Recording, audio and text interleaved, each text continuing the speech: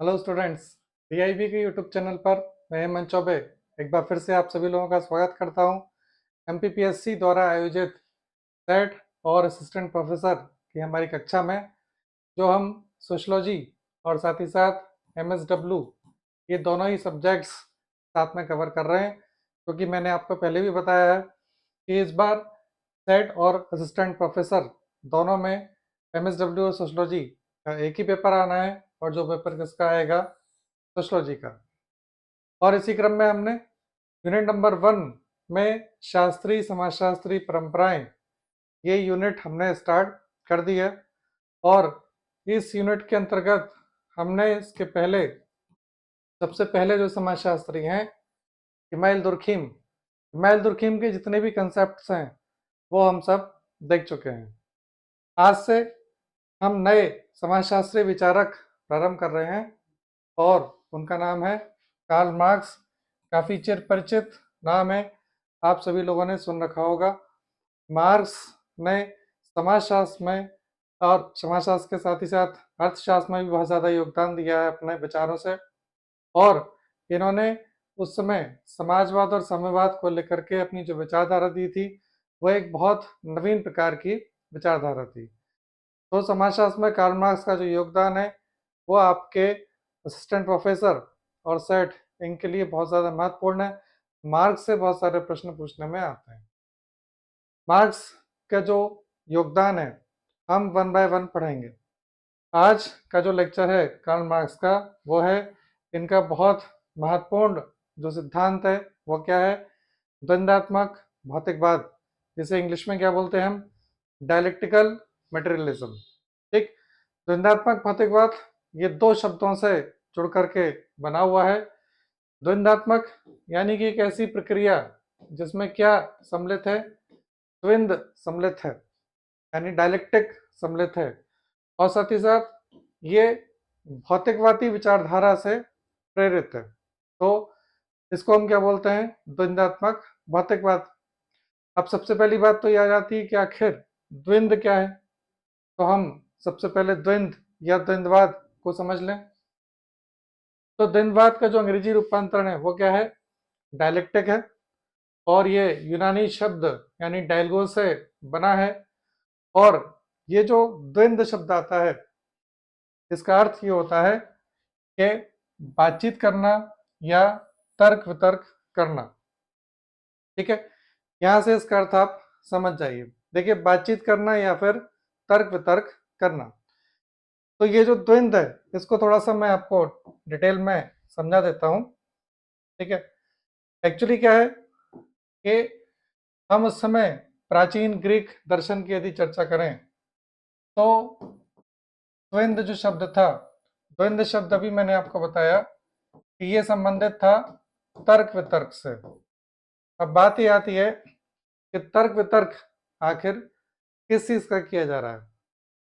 तो उस समय जो दर्शन था वो ये था कि आज तक जो भी विकास हुआ है इस समाज का, यानी यदि हम इस अवस्था से उठा लें कि मनुष्य अपने प्रारंभिक दौर में एक कहना चाहिए कि जंगली जीवन व्यतीत करता था, यानी कि कहाँ रहता था, जंगलों में ही रहता था, वहीं विचरण करता था, शिकार करता था। उस अवस्था से लेकर के उस समय तक कि हम यूरोप की सब व्यवस्था तक लेकर के चलें, तो कहीं ना कहीं जो मानव समाज है उस मानव समाज में बहुत विकास हुआ है। ठीक, वो विकास आज भी जारी है, समय के साथ विकास आगे बढ़ता है। ये विकास बहुत सारे क्षेत्रों में हमें देखने को मिल रहा है। जैसे बहुत सारे नए नए आविष्कार हुए, बहुत सारे नए नए विज्ञान के सिद्धांत सामने आए हमारे। ठीक है, टेक्नोलॉजी का निर्माण हुआ, मूल्य प्रतिमान का निर्माण हुआ, एजुकेशन सिस्टम का निर्माण हुआ, बहुत सारी भाषाएं हमारे सामने आ गई। तो कुल मिलाकर के क्या है कि ये जो विकास हुआ है ये विकास आखिर किस प्रकार हुआ है। तो जो विचारधारा थी वो विचारधारा ये थी कि विकास के पीछे जो कारण है वो क्या है, वह द्वंद्व है। यानी जो विचार हैं उन विचारों का आपस में संघर्ष हुआ और उसी संघर्ष के परिणाम स्वरूप क्या है, विकास आज तक हम उसे देख रहे हैं, या मनुष्य जंगली जीवन से लेकर के कहाँ तक पहुंच गया, औद्योगिक समाज तक पहुंच गया।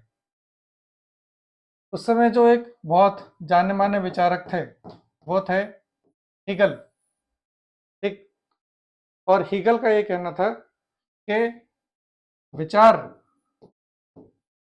या आत्मा या मस्तिष्क, आप कुछ भी नाम ले दें, विचार बोल दें, आइडिया, या आत्मा स्पिरिट के नाम से हम जानते हैं, मस्तिष्क भी बोल सकते हैं।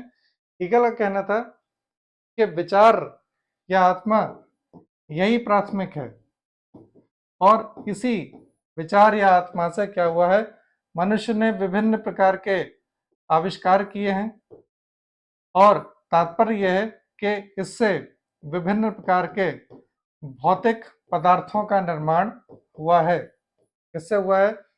विचार से। जैसे कि मनुष्य के मन में ये आया, क्या आया कि हम हवा में उड़ना, हमें हवा में उड़ना है, या मुझे हवा में उड़ना है, तो उसने क्या किया, एरोप्लेन का आविष्कार किया। या कहीं ना कहीं उसके मन में कुछ ना कुछ विचार आया, तो पहिए का आविष्कार हुआ, आग की खोज हो गई। तब से लेकर के आज तक का जो डिजिटल युग है, वो कहीं ना कहीं विचार उसमें प्राथमिक है, ऐसा हीगल का कहना था। और हीगल ने ये बताया कि विचार सबसे पहले अस्तित्व में है, विचार से ही इस भौतिक जगत का, कहना चाहिए कि, निर्माण हुआ है। और हम विकास करते करते आदिम जीवन से आज औद्योगिक समाज तक, उस समय का जो यूरोप का औद्योगिक समाज था, हम यहाँ तक आ चुके हैं। और उसके पीछे हीगल ये बताते हैं कि प्राथमिक क्या है, वो है विचार। अब बात ये आती है कि ये जो विचार, इस विचार से आखिर विकास हुआ तो हुआ कैसे? ये जो विचार है, इसमें द्वंद्व किस प्रकार से हुआ? अब इसको लेकर के हीगल ये बताते हैं कि कोई भी जो विचार होता है, कोई भी विचार, इस विचार की जो प्राथमिक अवस्था होती है, सबसे पहली अवस्था जिसमें वो विचार प्रारंभ होता है, वो क्या कहलाती है? वाद। या हीगल ने इसको किस नाम से बताया?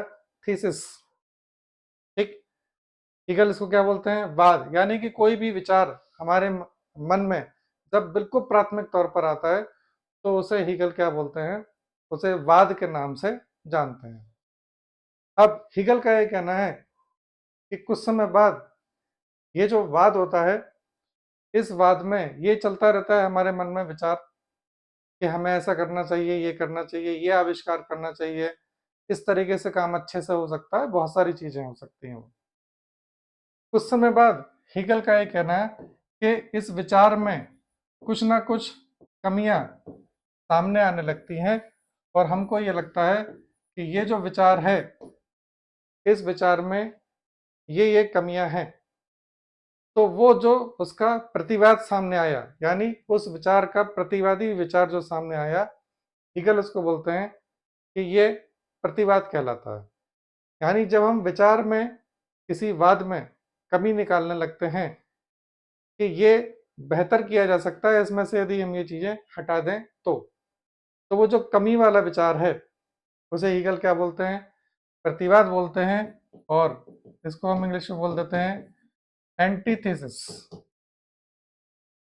अब हीगल कहते हैं कि ये जो प्रतिवाद है, ये जब इस वाद की जो कमियां हैं उनको हटा दे और साथ ही साथ नई चीजें जोड़ दे, तो इन दोनों से क्या बन जाता है? संवाद बन जाता है। संवाद यानी कि सिंथेसिस। और ये जो संवाद होता है, ये एक ऐसा विचार है, इसके अंतर्गत इस वाद की जो कमियां थी वो निकाल दी गई हैं, केवल अच्छी, कहना चाहिए, विचार है, केवल अच्छाइयाँ हैं। और प्रतिवाद से जो नया अपडेशन आया था, या जो हमने और सही चीज़ें जोड़ी थी, वो भी इसमें जुड़ी हुई हैं। कुल मिलाकर के ये जो संवाद है, ये वाद और प्रतिवाद से मिलकर के बना है।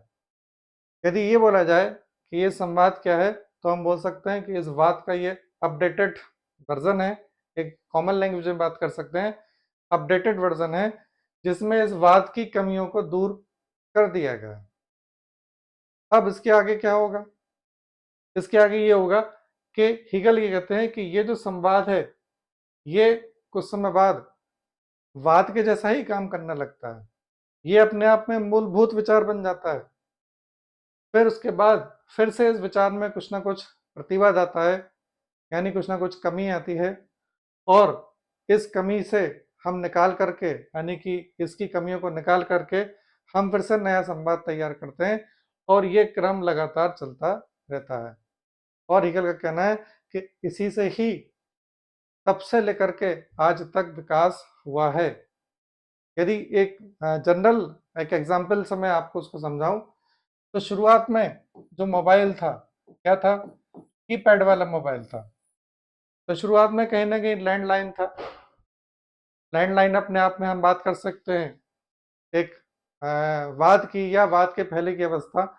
और मनुष्य ने जब ये सोचा होगा कि क्यों ना एक ऐसा मोबाइल, क्यों ना एक ऐसा फ़ोन बनाया जाए जो वायर से नहीं जुड़ा है, और जिसे हम कहीं भी बात कर सकते हैं, कहीं से भी नंबर डायल कर सकते हैं। ये एक वाद के रूप में हमारे सामने आया, और कीपैड मोबाइल उस वाद के रूप में सामने आ गया। कुछ समय बाद उस कीपैड मोबाइल में कुछ ना कुछ क्या हुआ, अपडेशन हुआ, उसमें कुछ कमी नजर आई, और हमने उससे बेहतर मोबाइल बनाना प्रारंभ कर दिया। और तब से वो अपडेट होते होते होते आज हमारे सामने वो एक एंड्रॉयड वर्जन के रूप में सामने है। तो कीपैड से लेकर के आज एंड्रॉयड तक की जो यात्रा है, हीगल का ये कहना है कि ये वाद प्रतिवाद और संवाद से होकर के ही निकली है, और ये लगातार चलती रहेगी, ये रुक नहीं सकती है।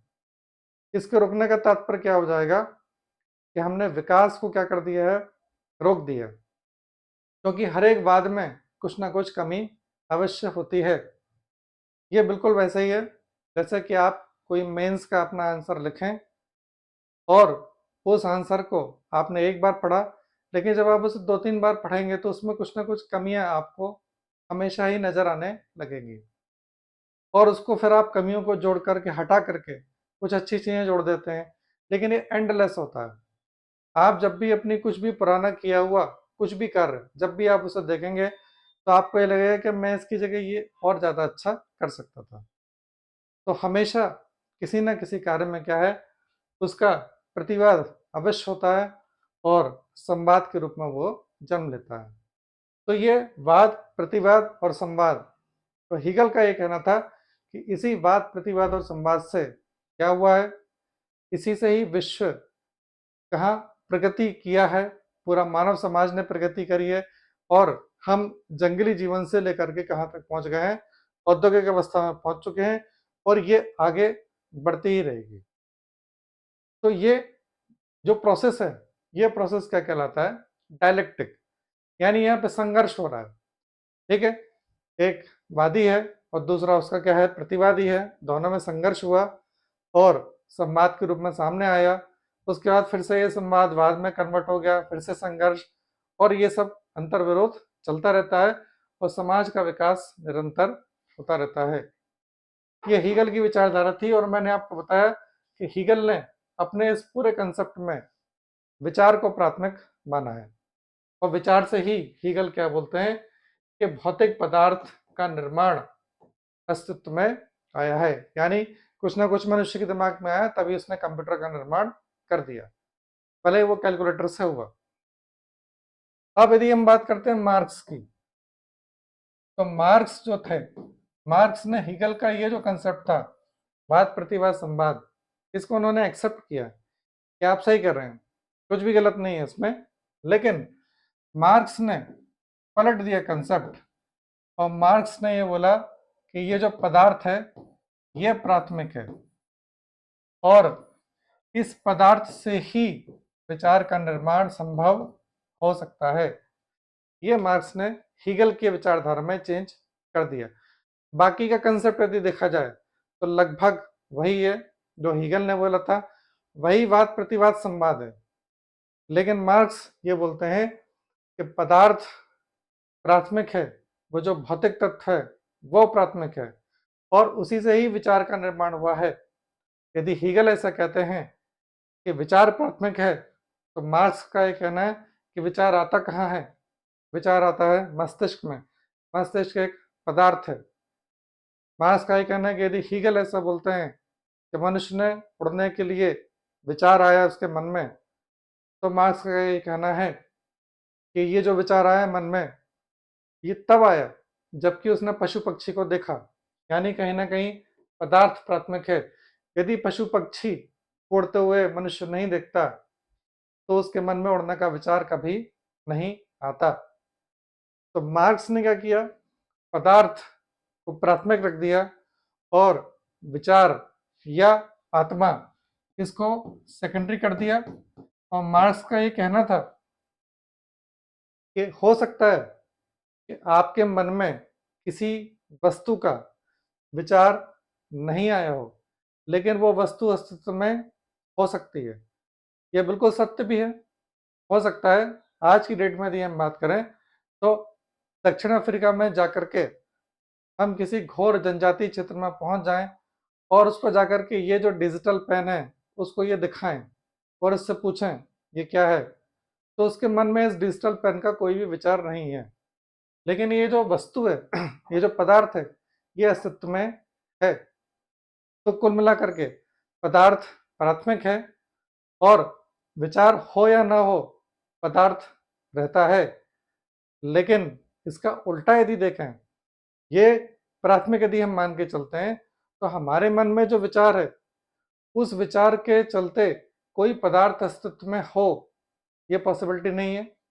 जैसे कि हम यदि ये सोचें कि बहुत घने जंगल से घिरा हुआ पूरा शहरी क्षेत्र है या गांव है जिसमें बहुत सारे जानवर हम देख सकते हैं, बहुत बड़ी बायोडाइवर्सिटी है, ये केवल एक विचार ही है।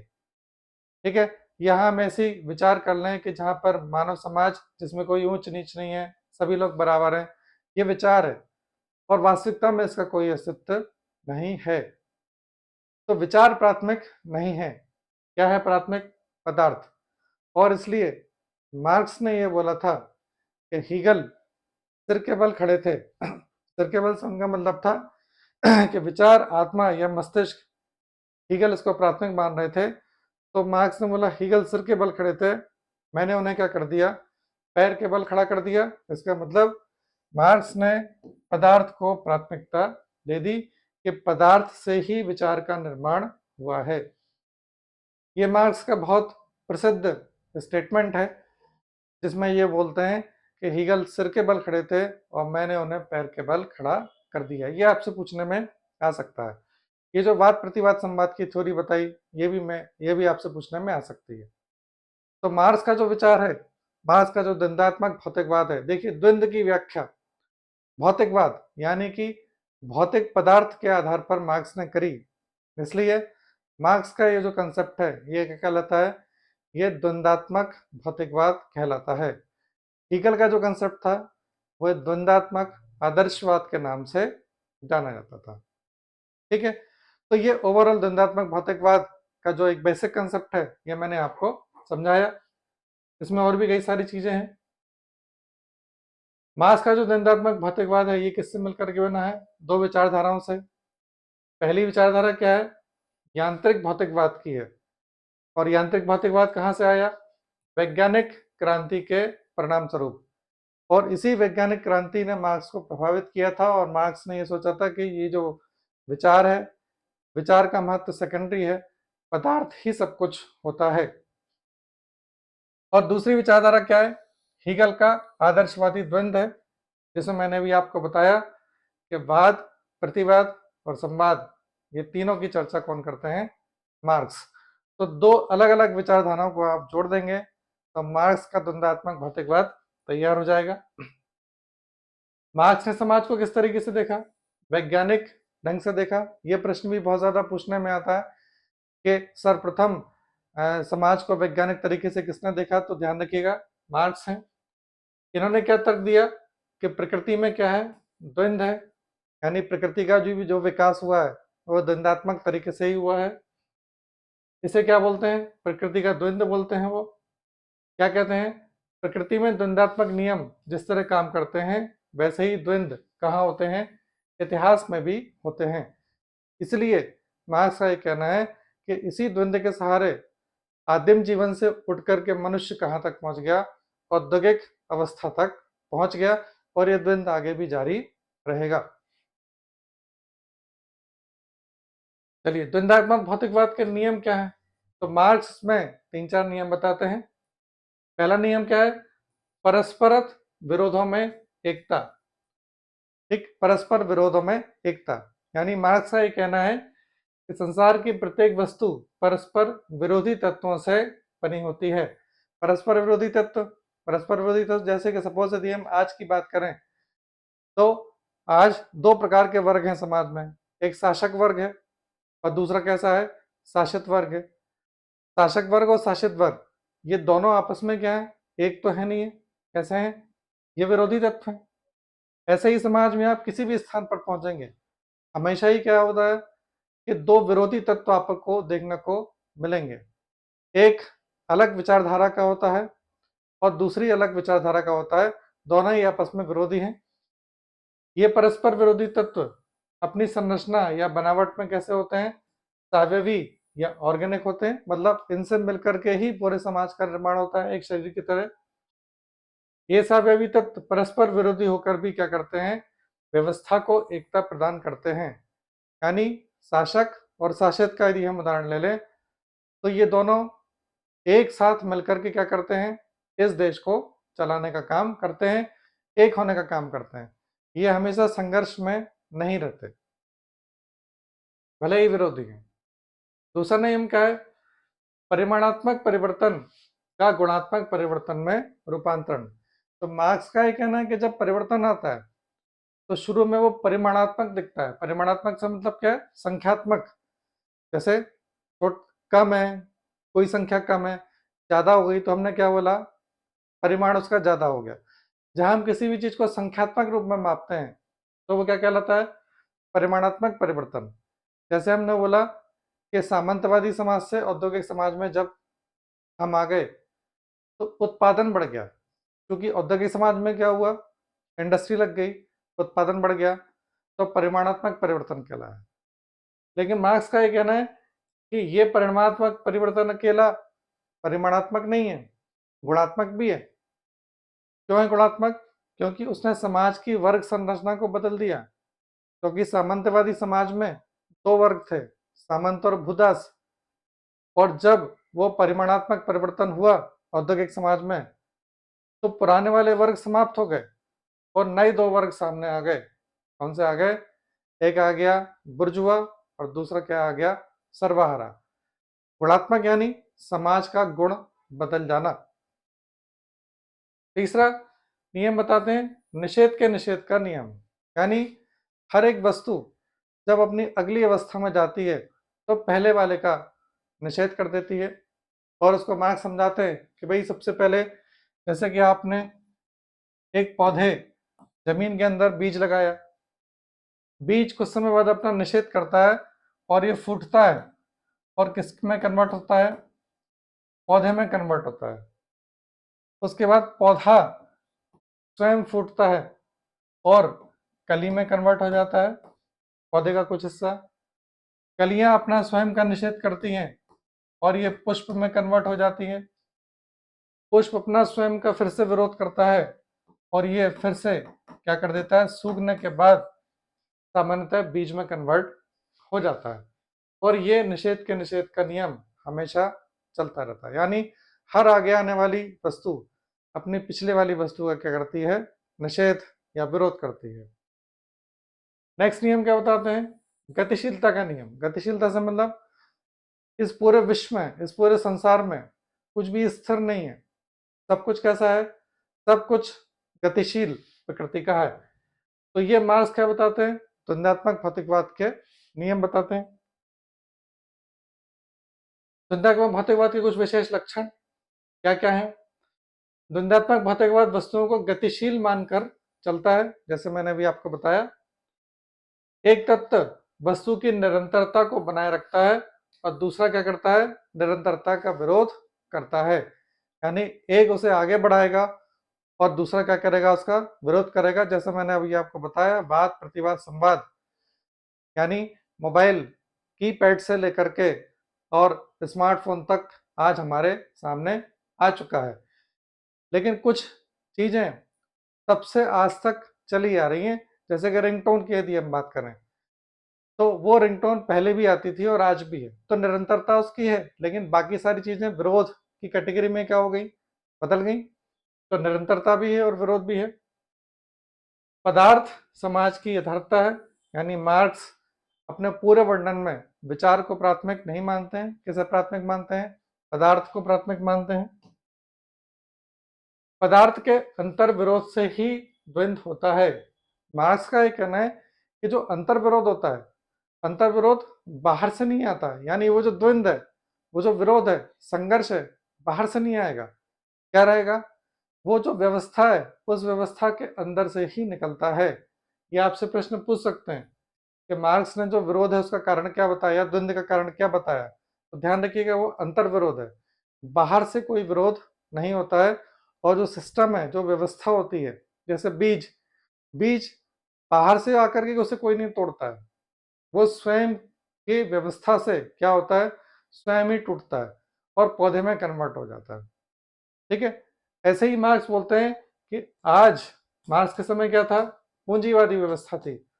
तो मार्क्स ने बोला कि ये जो पूंजीवाद है, इस पूंजीवाद में अंतर्विरोध स्वयं होगा, कोई बाहर से नहीं आएगा, उसमें अंतर्विरोध स्वयं होगा और धीरे धीरे ये क्या हो जाएगा, ये विघटित हो जाएगा।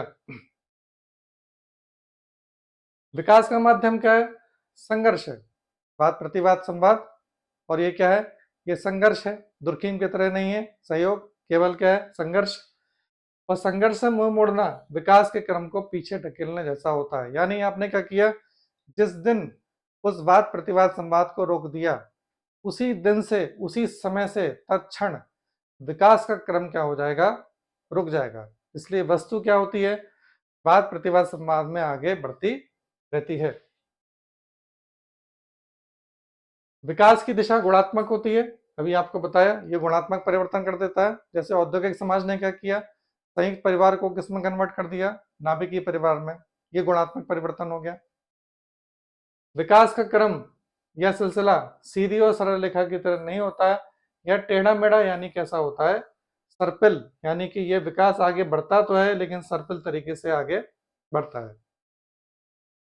द्वंद्वात्मक भौतिकवाद के विश्लेषण का आधार क्या है? आर्थिक संरचना। तो देखिए, मार्क्स के जितने भी सिद्धांत पढ़ेंगे आप, उसमें मार्क्स एक ही कारण बताते हैं, समाज में कुछ भी घटित होता है, उस कुछ भी घटित होने के पीछे मार्क्स केवल और केवल एक कारण बताते हैं, और वो क्या है, आर्थिक संरचना। यानी मार्क्स का ये कहना है कि जैसे ही उत्पादन की शक्तियां और उत्पादन के साधन बदल जाएंगे, समाज भी क्या हो जाएगा, बदल जाएगा। ये बिल्कुल वैसे ही है जैसे दुर्खीम अपने हर व्याख्या में कारण समाज को बताते हैं कि आत्महत्या का कारण भी समाज है, श्रम विभाजन का कारण भी समाज है।